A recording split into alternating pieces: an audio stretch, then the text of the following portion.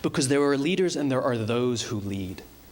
Leaders hold a position of power or authority, but those who lead inspire us.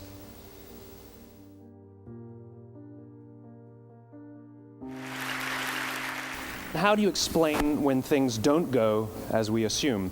Or better, how do you explain when others are able to achieve things that seem to defy all of the assumptions?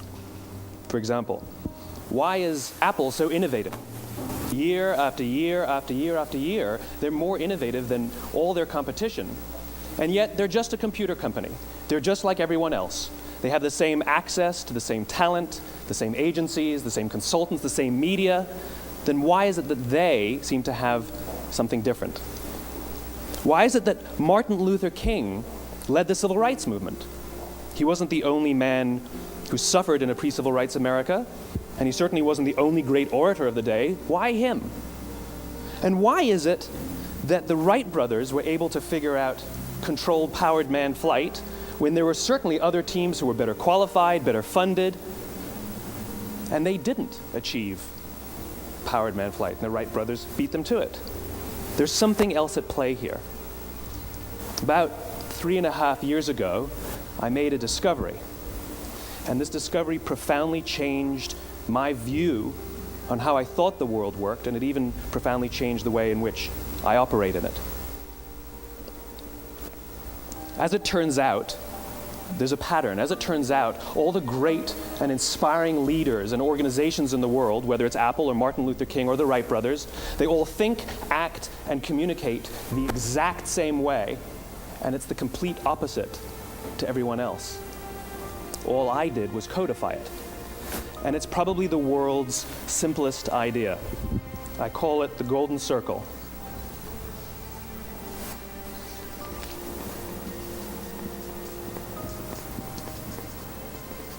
Why, how, what? This little idea explains why some organizations and some leaders are able to inspire where others aren't. Let me define the terms really quickly. Every single person, every single organization on the planet knows what they do 100%. Some know how they do it, whether you call it your differentiating value proposition or your proprietary process or your USP. But very, very few people or organizations know why they do what they do. And by why, I don't mean to make a profit. That's a result. It's always a result. By why, I mean what's your purpose? What's your cause? What's your belief? Why does your organization exist? Why do you get out of bed in the morning? And why should anyone care? Well, as a result, the way we think, the way we act, the way we communicate is from the outside in. It's obvious. We go from the clearest thing to the fuzziest thing. But the inspired leaders and the inspired organizations, regardless of their size, regardless of their industry, all think, act, and communicate from the inside out. Let me give you an example. I use Apple because they're easy to understand and everybody gets it. If Apple were like everyone else, a marketing message from them might sound like this: we make great computers. They're beautifully designed, simple to use, and user-friendly. Want to buy one? Meh. And that's how most of us communicate. That's how most marketing is done, that's how most sales is done, and that's how most of us communicate interpersonally. We say what we do, we say how we're different or how we're better, and we expect some sort of behavior, a purchase, a vote, something like that. Here's our new law firm. We have the best lawyers with the biggest clients. We have, we always perform for our clients, do business with us. Here's our new car. It gets great gas mileage. It has, leather seats. Buy our car. But it's uninspiring. Here's how Apple actually communicates. Everything we do, we believe in challenging the status quo. We believe in thinking differently. The way we challenge the status quo is by making our products beautifully designed, simple to use, and user-friendly.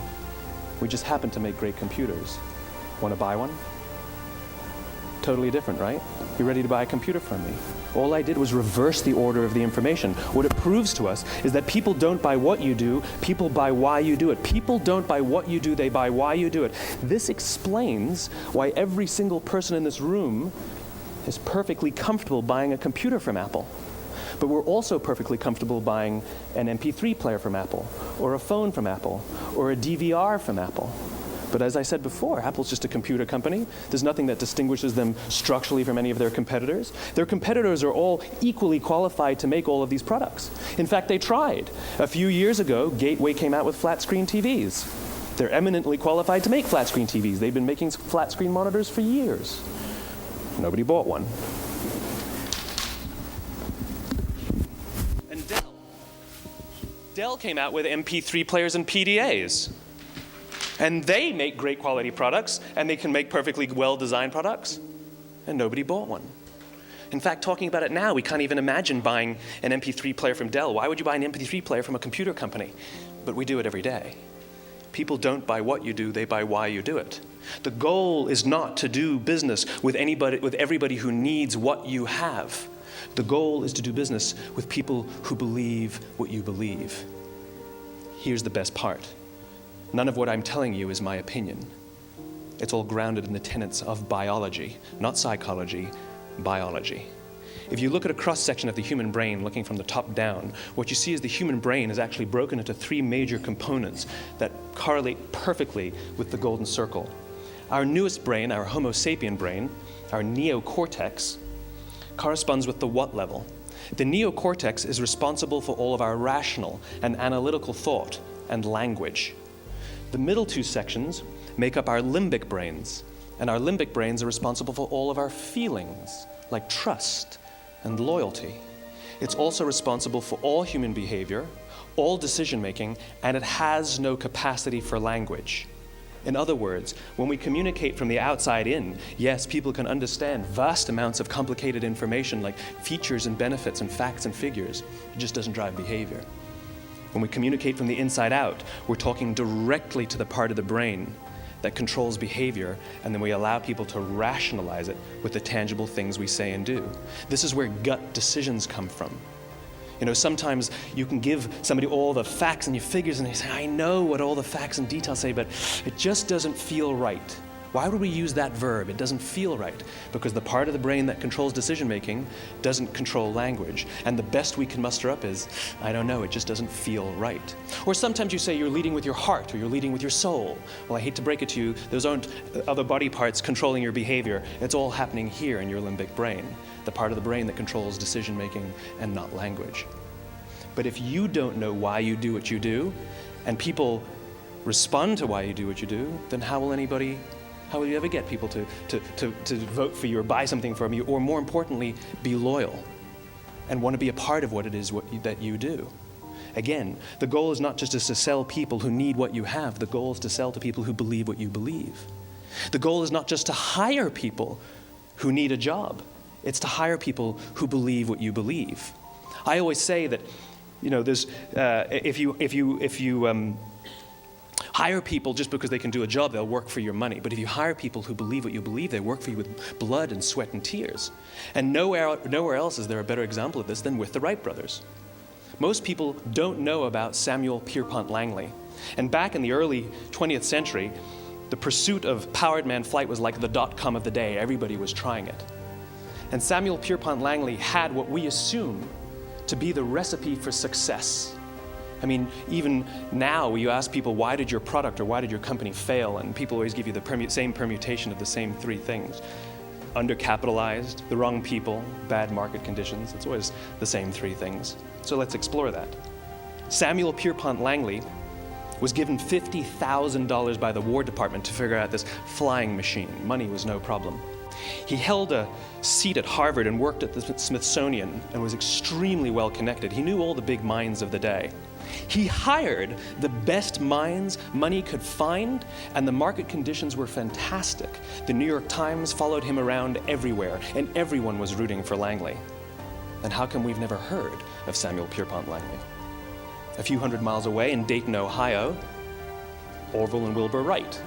They had none of what we consider to be the recipe for success. They had no money. They paid for their dream with the proceeds from their bicycle shop. Not a single person on the Wright brothers' team had a college education, not even Orville or Wilbur. And the New York Times followed them around nowhere.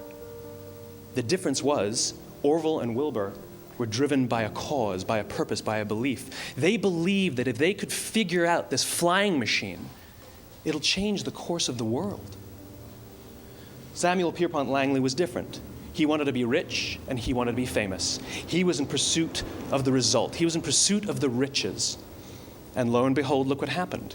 The people who believed in the Wright brothers' dream worked with them with blood and sweat and tears. The others just worked for the paycheck.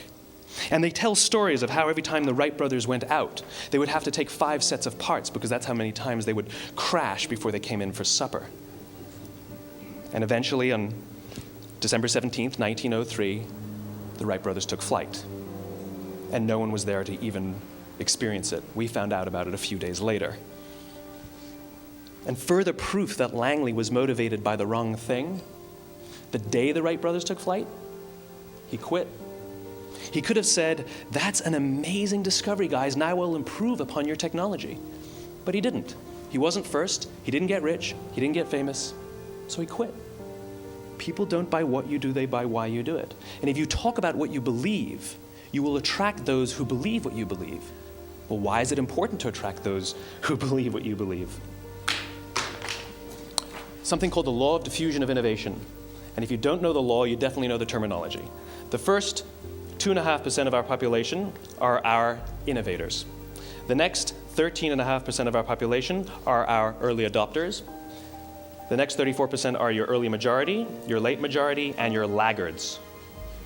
The only reason these people buy touch-tone phones is because you can't buy rotary phones anymore. We all sit at various places at various times on the scale, but what the law of diffusion of innovation tells us is that if you want mass market success or mass market acceptance of an idea, you cannot have it until you achieve this tipping point between 15 and 18% market penetration, and then the system tips. And I love asking businesses, what's your conversion on new business? And they love to tell you, oh, it's about 10%, proudly. Well, you can trip over 10% of the customers. We all have about 10% who just get it. That's how we describe them, right? That's like that gut feeling, oh, they just get it. The problem is, how do you find the ones that just get it before you're doing business with them versus the ones who don't get it? So it's this here, this little gap, that you have to close, as Geoffrey Moore calls it, crossing the chasm. Because you see, the early majority will not try something until someone else has tried it first. And these guys, the innovators and the early adopters, they're comfortable making those gut decisions. They're more comfortable making those intuitive decisions that are driven by what they believe about the world, and not just what product is available. These are the people who stood online for 6 hours to buy an iPhone when they first came out, when you could have just walked into the store the next week and bought one off the shelf. These are the people who spent $40,000 on flat screen TVs when they first came out, even though the technology was substandard. And by the way, they didn't do it because the technology was so great. They did it for themselves. It's because they wanted to be first. People don't buy what you do, they buy why you do it. And what you do simply proves what you believe. In fact, people will do the things that prove what they believe. The reason that person bought the iPhone in the first 6 hours, or stood in line for 6 hours, was because of what they believed about the world and how they wanted everybody to see them. They were first. People don't buy what you do, they buy why you do it. So let me give you a famous example, a famous failure and a famous success of the law of diffusion of innovation. First, the famous failure. It's a commercial example. As we said before a second ago, the recipe for success is money and the right people and the right marketing conditions, right? You should have success then. Look at TiVo. From the time TiVo came out about 8 or 9 years ago to this current day, they are the single highest quality product on the market. Hands down, there is no dispute. They were extremely well funded. Market conditions were fantastic. I mean, we use TiVo as a verb. I TiVo stuff on my piece of junk Time Warner DVR all the time. But TiVo is a commercial failure. They've never made money. And when they went IPO, their stock was at about $30 or $40 and then plummeted, and it's never traded above 10. In fact, I don't think it's even traded above 6, except for a couple of little spikes. Because you see, when TiVo launched their product, they told us all what they had.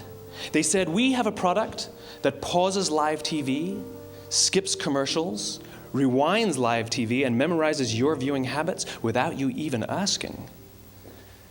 And the cynical majority said, we don't believe you, we don't need it, we don't like it, you're scaring us. What if they had said, if you're the kind of person who likes to have total control over every aspect of your life, boy, do we have a product for you. It pauses live TV, skips commercials, memorizes your viewing habits, etc., etc. People don't buy what you do, they buy why you do it, and what you do simply serves as the proof of what you believe.